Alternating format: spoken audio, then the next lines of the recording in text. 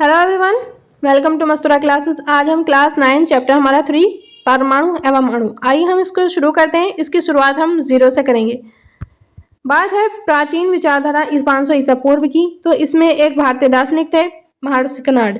इन्होंने क्या किया था कि जो पदार्थ है, इन्होंने पदार्थ को विभाजित, अगर इन्होंने कहा था कि अगर हम पदार्थ को विभाजित करते जाएंगे तो हमें छोटे छोटे कणों में विभाजित ये जो कण है प्राप्त होते जाएंगे और एक अंत की सीमा ऐसी आएगी कि स्थिति ऐसी आएगी जिसमें जो कण है विभाजित नहीं होंगे। और उनको इन्होंने क्या कहा था, सूक्ष्म तम कण अविभाज्य, मतलब कि अविभाज्य रहेगा।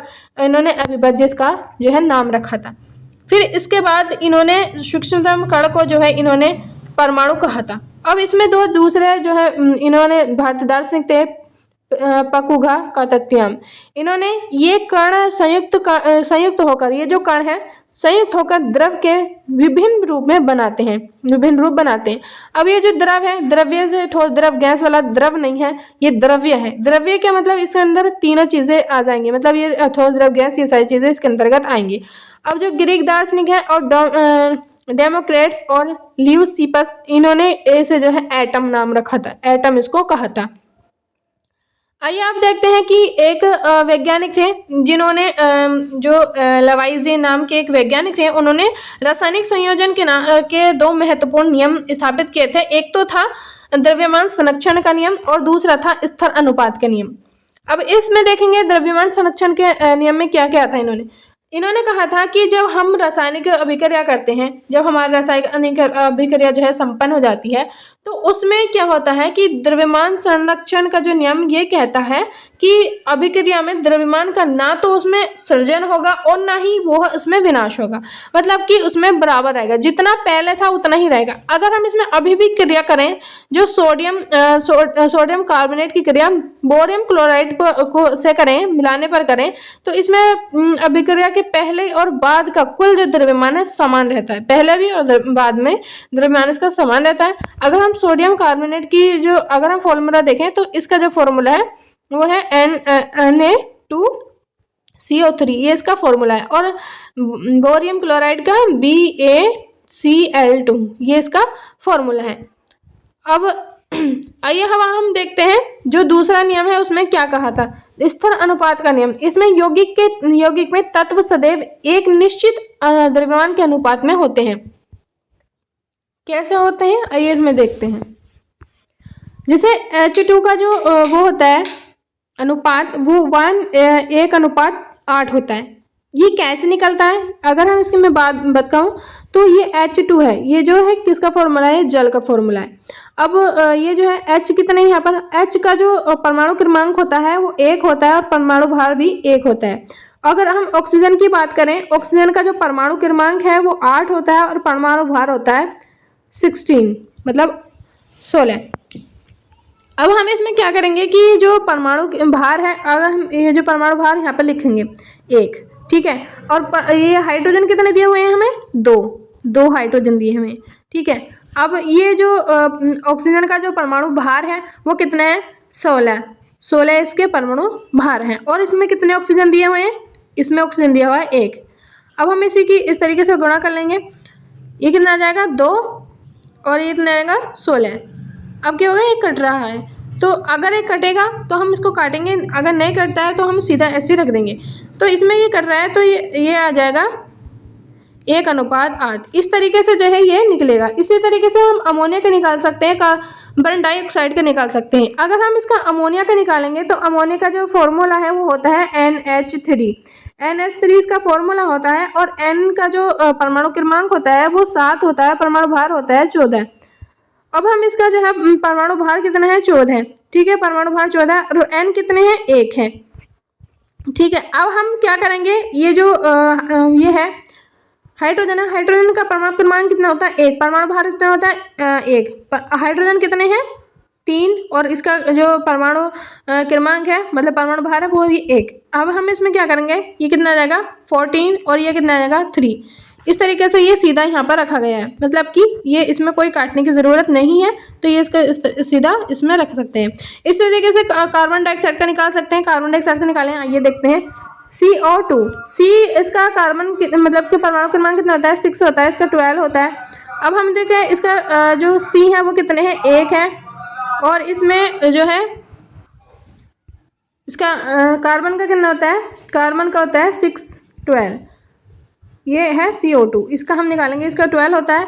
इसका जो परमाणु भार है वो कितना है 12, और इसका कितना है, कितने कार्बन है, 1।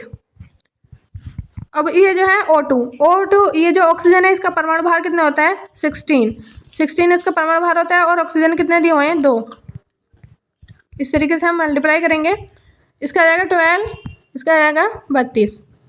अब हम इसको काटेंगे तो ये निकल कर आएगा 3 8, ये इसका इस तरीके से हम इसको निकाल सकते हैं। अब हम आगे देखेंगे जो डाल्टन का परमाणु सिद्धांत है वो कह रहा है कि जो सूक्ष्मतम इकाई है, सूक्ष्मतम इकाई मतलब सूक्ष्मतम इकाई उन्होंने माना था पदार्थ को, मतलब कि सभी द्रव्य परमाणु जो है सभी द्रव्य परमाणु से बने होते हैं, जो सभी पदार्थ हैं सभी द्रव्य हैं ये परमाणु से बने होते हैं। दूसरा ये था कि ये जो है जो पदार्थ हैं अगर हम इनको कणों में बांटेंगे, विभाजित करेंगे, एक सीमा ऐसी आएगी कि वो जो है विभाजित नहीं होंगे, और जब हम इसकी अभिक्रिया करेंगे तो वो उसमें ना तो ये जो है बनते हैं परमाणु बनते हैं और ना ही इसमें नष्ट होते हैं। इस तरीके से जो समानता, एक ही तत्व के परमाणु द्रव्य गुण के समान होते हैं और यौगिक तत्व अलग तत्व छोटी पूर्ण संख्या के अनुपात में जुड़े हैं। अब हम देखेंगे परमाणु, अणु और आयन के बारे में। परमाणु क्या होता है, परमाणु ये जो है बहुत ही छोटी इकाई है, बहुत सूक्ष्मतम इकाई है, और द्रव की जो है द्रव्य की रचनात्मक इकाई है। इसकी अगर हम त्रिज्या की बात करें, इसकी नैनोमीटर इसकी त्रिज्या होती है, और 1 नैनोमीटर बराबर होता है 10⁻⁹ मीटर, अगर हम इसको मीटर में चेंज करेंगे तो। अब बात करेंगे अणु की अगर हम बात करें, 2 या 2 से अधिक परमाणु जो है ये स्वतंत्र होते हैं, स्वतंत्र समूह जो मिलते हैं, जो बॉन्ड बनाते हैं, जो मतलब कि क्रिया करते हैं, तो रासायनिक बंध बनाते हैं, केमिकल बॉन्ड बनाते हैं। इस तरीके से अगर हम जल की बात करेंगे या फिर CO की बात करेंगे तो इस तरीके से जो है ये बॉन्ड बनाते हैं। ये क्या कहलाएगा, ये बॉन्ड कहलाएगा, रासायनिक बॉन्ड कहलाएगा। इसको जो है ये जो बॉन्ड के बारे में है, ये इसके बारे में हम डिटेल में 11th क्लास की जो है 11th क्लास में हम समझेंगे। अब बात करेंगे कि आयन क्या होता है। ये आयन जो है 2 प्रकार, ये जो है आवेश होता है, इस पर जो है कण आवेशित होते हैं। एक तो ऋणावेश होता है, एक धनावेश होता है। इसको ऋणायन या धनायन इसको कह सकते हैं। धनायन का मतलब होता है धनायन का मतलब होता है प्लस, और ऋणायन का मतलब होता है माइनस। धन का मतलब होता है मतलब उसके पास जो है अणुओं की संख्या ज़्यादा है, कणों की संख्या अधिक है, इसके पास अधिक है और उसके पास कमी है। जितने जो है जितने N प्लस होंगे या जितने प्लस होंगे उसके पास जो है उतनी ज़्यादा है, उसके पास उतने ही ज़्यादा कण हैं, और जितने माइनस होंगे उतने ही कम हैं। आइए हम देखते हैं वो कैसे हैं। आइए देखते हैं सोडियम को। सोडियम के पास कितने कम है, जो कण है वो 1, मतलब इसके पास मतलब अधिक है। प्लस का मतलब होता है अधिक, प्लस का मतलब होता है अधिक, तो इसके पास 1 अधिक है। संयोगिता इसकी 1 अधिक है। ये कैसे निकालते हैं, हम कैसे पता करेंगे कि इस पे 1 आएगा या 2 आएगा या फिर 3 आएगा। तो इसका जो सोडियम है, सोडियम का जो परमाणु क्रमांक है वो होता है 11। सोडियम का जो है परमाणु क्रमांक 11 होता है। तो इस तरीके से हम निकालते हैं और इसको जो है कक्षाओं में भरते हैं इस तरीके से 2, 8, 8, 18, 32 इस तरीके से हम इसको भरते हैं। तो 11 को हम भरेंगे तो ये आ जाएगा 2, 8, 1। आइए हम इसको काउंट करेंगे 8 और 2 कितना, 10 और 1 11 जाएगा। ये कितना बच रहा है, अब कितना आना था हमें, 8 आना था। कितना आना था, 8 आना था, और आया कितना है, 1 आया है। हमारे पास कितने की मतलब कितने की कमी है, 17 की, मतलब कि 7 की कमी, 1 की मतलब 1 अधिक है। ये क्या करेगा, मतलब कि 7 की इसमें कमी है और 1 इसमें ज़्यादा है, तो ये क्या करेगा कि 1 को त्याग देगा। 7 लेने तो मुश्किल है लेकिन 1 त्यागना आसान है, तो क्या करेगा, ये 1 त्याग देगा। तो क्या होगा, यहाँ पर 1 प्लस आ जाएगा। अगर यहाँ पर क्या होता है, अगर यहाँ पर 2 बचता या 3 बचता या 4 बचता तो कितना आता है यहाँ पर, इस तरीके से यहाँ पर 2 और 3 आ जाता। अब हम बात करेंगे आखिर ये जो माइनस है वो कैसे आता है, ये माइनस कैसे आता है। कैल्शियम जो क्लोरीन है, क्लोरीन का जो परमाणु क्रमांक होता है वो 17 होता है। क्लोरीन का जो परमाणु क्रमांक होता है 17 होता है। और हम इस तरीके से इसको रखेंगे 2,8,18,18 इस तरीके से हम लिखेंगे। तो इसमें जब हम इसको रखेंगे तो 17 को रखेंगे 2,8,7 इसको हम काउंट करेंगे तो कितना आ रहा है 17 अगर हम इसको 8 बना देंगे तो इसमें अधिक हो जाएंगे, मतलब इसका जो क्रम है वो चेंज हो जाएगा। तो अब क्या करेगा ये 7 त्यागेगा नहीं, 1 ग्रहण करेगा। मतलब इसके पास क्या है, 1 की कमी है।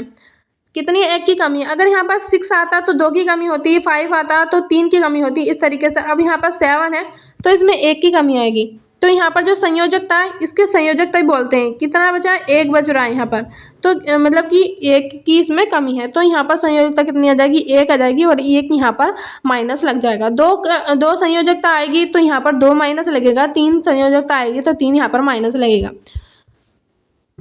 अब हम देखेंगे कि रासायनिक सूत्र जो है वो कैसे बनाते हैं, किस तरीके से NaCl लिख देते हैं, नमक का सूत्र, जल का सूत्र किस तरीके से लिख देते हैं, हमें समझ नहीं आता है। आइए हम बिल्कुल इजी तरीके से समझते हैं। रासायनिक सूत्र ये जो है इसकी जो क्रिया क्या होता है कि धातु और अधातु से कराई जाती है। ये क्या है, ये क्या है, ये है धातु और ये क्या है, अधातु। इसका पता कैसे करेंगे, ये धातु है अधातु, इसका पता करने के लिए हमें जो है आवर्त सारणी पढ़नी पड़ेगी। जो आधुनिक आवर्त सारणी है उसको हमें पढ़नी पड़ेगी अच्छे तरीके से, तभी हमको ये पता चलेगा। अब ये क्या है, मैग्नीशियम। मैग्नीशियम का जो मैग्नीशियम के पास कितना होता है, संयोजकता 2 होती है, मतलब कि 2 आवेश होते हैं और इसके पास कितना होता है, 1 माइनस होता है। ठीक है, अब क्या होगा कि इस यहाँ पर 2 लिखेंगे और यहाँ पर 1 लिखेंगे। और अब क्या करेंगे, इसकी जो इस तरीके से लिखेंगे, ये कितना Mg प्लस के 2 और Cl माइनस के 1 और यहाँ पर आएगा Mg और यहाँ पर आएगा Cl। अब क्या करेंगे, हम क्रॉस कर देंगे, इस तरीके से हम क्रॉस कर देंगे जैसे इसमें दिखाया गया है। अब जब हम इसमें क्रॉस करेंगे तो Mg कितने पास है, मतलब कि जो Mg है, Mg क्या करेगी वो, Mg के पास कितने, अब वो हैं Mg के पास कितने, 2 हैं, लेकिन वो क्या करेगा, Cl से जब इसे अभिक्रिया करेगा तो इसके पास 1 आ जाएगा और 1 आ जाएगा, लेकिन हम 1 को इसमें लिखते नहीं है, 1 को हम यहाँ पर लिखते नहीं है। अब ये क्या है, क्लोरीन इससे मैग्नीशियम से वो करेगा, तो जब इससे मैग्नीशियम से क्रिया करेगा तो यहाँ पर इसके जो है 2 ये ले लेगा, क्योंकि इस पर जो क्लोरीन है इसके पास कमी है, इस वजह से इसके पास ले लेगा और ये जो MgCl इस तरीके से बन जाएगा।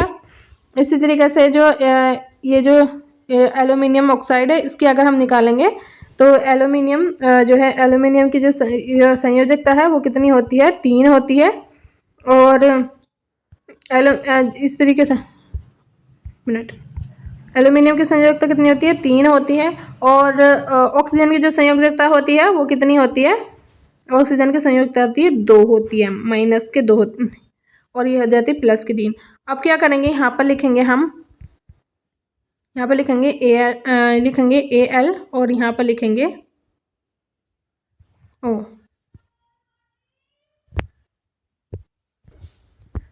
इस तरीके से हम लिखेंगे। अब क्या करेंगे, जो ऑक्सीजन है इसके पास क्रिया करेगा, ये इसके पास क्रिया करेगा। अब क्या होगा, जो 3 है, जो ये वाला 3 है वो यहाँ पर लग जाएगा और ये जो 2 है वो यहाँ पर लग जाएगा। इस तरीके से Al2 और O3 इस तरीके से जो है ये बन जाएगी विक्रिया। इस तरीके से हम इसको बना सकते हैं। अब अगली बात आती है आणविक द्रव्यमान निकालना। आणविक द्रव्यमान किस तरीके से निकालते हैं, जैसे मैंने पहले बताया था इस तरीके से निकालते हैं, जैसे कि सभी परमाणु के द्रव्यमान को जोड़ देते हैं। मतलब कि जो परमाणु द्रव्यमान के मतलब कि जो H1 और 1 ये जो है इसको जोड़ा जाता है, ये इसको जोड़ा जाता है। परमाणु भार भी बोला जाता है, इसे परमाणु द्रव्यमान बोला जाता है। ठीक है, अब हम इसमें क्या करेंगे, जैसे कि इसमें जल का दिखाया गया है, तो जल का क्या होता है H2O इसमें दिखाया गया। ठीक है, H कितने यहाँ पर 2 हैं और इसका जो परमाणु क्रमांक है वो कितना है, 1 है। परमाणु भार कितना है, 1 है। ये वाला जो है यहाँ पर लिख देंगे। ठीक है, अब क्या करेंगे, यहाँ पर प्लस लगाएंगे और ये ऑक्सीजन कितने उस पर है, परमाणु क्रमांक 8 है और इसका परमाणु भार कितना है, 16 है, क्योंकि इसका डबल इसका आता है, इसका डबल आता है। ठीक है, ये आएगा 16। अब क्या करेंगे, ये जो 16 है वो यहाँ पर लिखेंगे, 16 यहाँ पर लिखेंगे। ऑक्सीजन कितने हैं, ओनली 1 है, ठीक है। इसके हम क्रिया करेंगे, ठीक है। इसको हम जोड़ेंगे तो 2 की गुणा 2 + 16, ये कितना आ जाएगा 18 इसका आ जाएगा, ठीक है। और इसको जो है U से लिखते हैं, ठीक है। U से इसको लिखते हैं आणविक द्रव्यमान को। इस तरीके से हम निकाल सकते हैं। इसी तरीके से जो है ये HNO3 का निकाल सकते हैं, इसी तरीके से निकाल सकते हैं। देखो निकाल के दिखाती हूँ। HNO3, H कितने यहाँ पर 1, इसकी जो परमाणु भार है कितना होता है 1, प्लस N कितने 1, परमाणु भार कितना होता है, इसका परमाणु क्रमांक होता है 7 और परमाणु भार 14, प्लस ऑक्सीजन कितने हैं यहाँ पर 3, ऑक्सीजन के जो वो होता है परमाणु भार होता है वो कितना होता है 16। अब हम क्या करेंगे इसको, ये देगा 1 + 14 +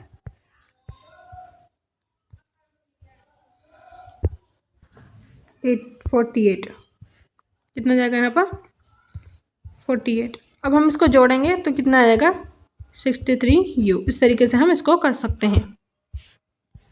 आई होप आपको जो है वीडियो समझ आई होगी। अब इससे रिलेटेड क्या करते हैं, इससे अभ्यास कर लेते हैं, क्वेश्चन कर लेते हैं। आइए देखते हैं। पहला क्वेश्चन है इसमें, पदार्थ का सूक्ष्मतम अविभाज्य कण। अविभाज्य कण किसको बोला जाता है, सूक्ष्मतम अविभाज्य कण किसको बोला जाता है पदार्थ का, किसको बोला जाता है, परमाणु को बोला जाता है। किसको बोला जाता है, परमाणु को बोला जाता है। दूसरा क्वेश्चन है, द्रव्यमान संरक्षण का नियम किसने दिया था। द्रव्यमान संरक्षण का नियम जो दिया था वो लवाइजिए ने दिया था, ठीक है। इसका आंसर सी होगा। तीसरा क्वेश्चन है, H2O जल का द्रव्यमान अनुपात, इसका कितना होगा, इसका जो अनुपात है वो होगा 1:8, 1:8। अगला क्वेश्चन देख लेते हैं। अगला क्वेश्चन है, परमाणु त्रिज्या मापने की इकाई। इसको परमाणु त्रिज्या को जो मापने की इकाई है वो क्या है, नैनोमीटर, ठीक है। नैनोमीटर में इसको मापते हैं, ठीक है। इसका आंसर बी होगा। अमोनिया का द्रव्यमान अनुपात, इसका क्या होता है, हमने इसका निकाला था, इसका कितना आया था 14 14:3। इसका सोडियम का लैटिन प्रतीक क्या है, लैटिन प्रतीक होता है Na, सोडियम Na सोडियम, ठीक है। आइए हम आगे क्वेश्चन कर लेते हैं, हाई लेवल के, एडवांस लेवल के। तो जो ये है, कैल्शियम हाइड्रोक्साइड का सही नाम, अच्छा मैंने तो नाम ही बता दिया इसका जो है COH3, इसका जो है सही नाम क्या होगा, कैल्शियम हाइड्रोक्साइड। इसका जो आंसर है ये होगा। अगला क्वेश्चन है, मानक परमाणु द्रव्यमान इकाई U का आधार है। इसका जो आधार क्या है, इसका जो आंसर है, ये जो इसका जो आंसर रहेगा वो हो जाएगा 1/12, 12वां भाग और C12, ये इसका जो है आंसर रहेगा। अब अगला क्वेश्चन है, बहुपरमाणु आयन कौन सा है। इसका जो बहुपरमाणु आयन है वो सोडियम है। आई होप आपको ये जो वीडियो है समझ आई होगी। कमेंट बॉक्स में ज़रूर बताएं। Thank you so much.